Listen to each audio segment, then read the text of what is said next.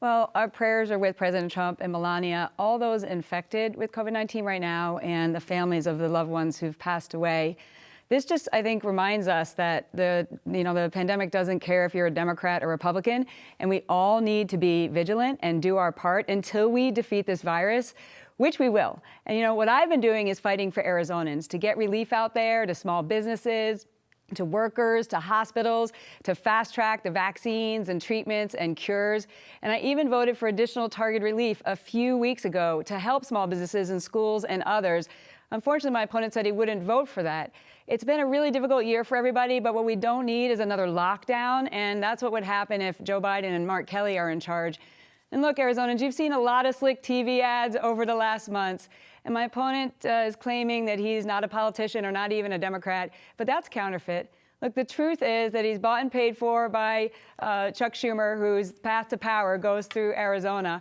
And he's sold out to China in multiple business arrangements on his path to get rich quick.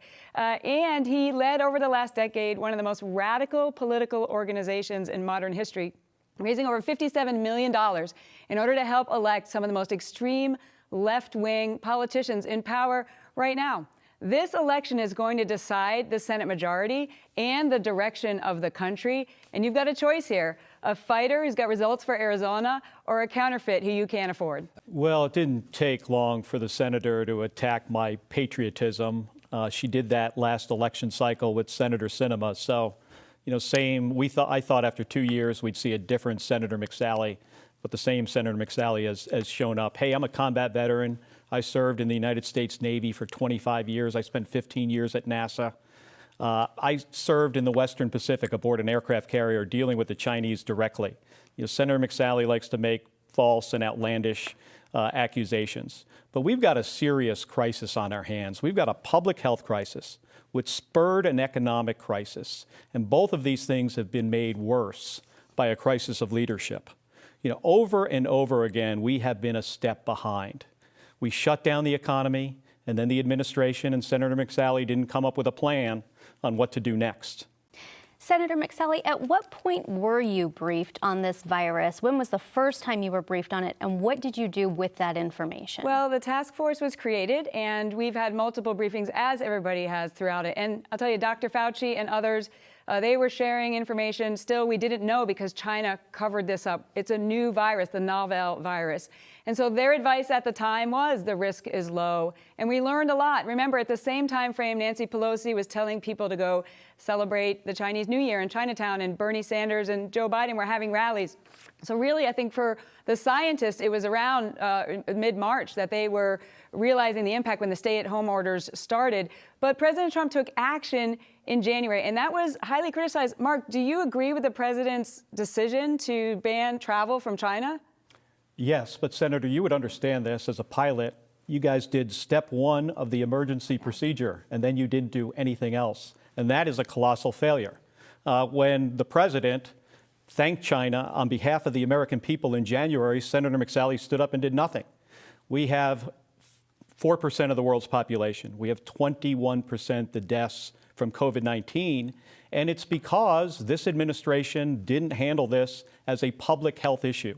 They dismissed the scientists.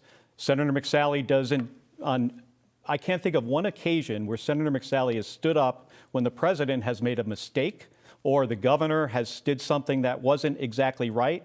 That's not leadership. We need independent leadership focused on solving hard problems, not somebody who's just going to stand there when the leader of a political party is clearly making some mistakes. And Senator, when the president did call this a hoax, when he did say it would be magically gone by summer and these sorts of things, did you publicly say anything in response to that? What I was doing at the time was fighting tirelessly to get relief to Arizonans, and we passed the CARES Act.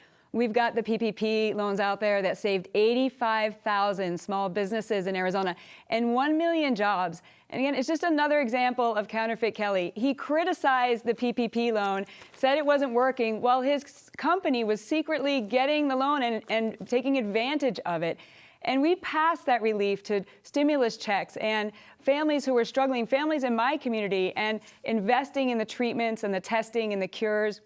Get that relief out the door to have people hang on. And we voted on some additional target relief a few weeks ago.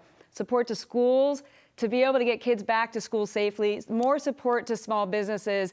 And unfortunately, my opponent says he would have blocked that relief. What was wrong with that bill, Mark, that you wouldn't support this, targeted relief to help Arizonans? That it's piece another of legislation was even the president commented that it was too stingy. And now we're in a situation where Mitch McConnell sent everybody home, 4 separate vacations since we wound up in this situation without further relief. We have 420,000 Arizonans who have lost their jobs through no fault of their own and now unemployed, and they're trying to get by on $240 of unemployment insurance a week. And Senator McSally went on vacation. That's not leadership. We need independent leadership putting Arizona first, not more of the same from Washington, D.C.